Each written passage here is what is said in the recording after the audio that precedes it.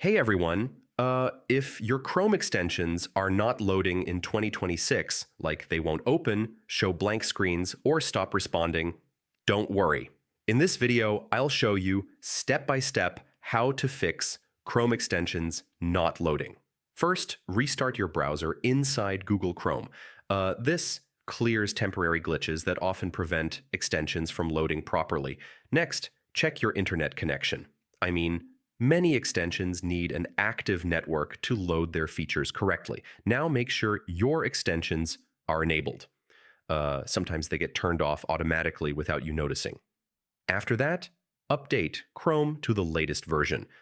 Old versions often cause compatibility and loading issues. Next, clear your cache and cookies. Corrupted browser data can block extensions from loading correctly. Now, disable conflicting extensions one by one. Some extensions interfere with each other and cause loading problems. Finally, remove and reinstall the broken extension. This resets everything and usually fixes the issue instantly. So yeah, that's how you fix Chrome extensions not loading in 2026. Follow each step carefully and your extensions should start working again smoothly.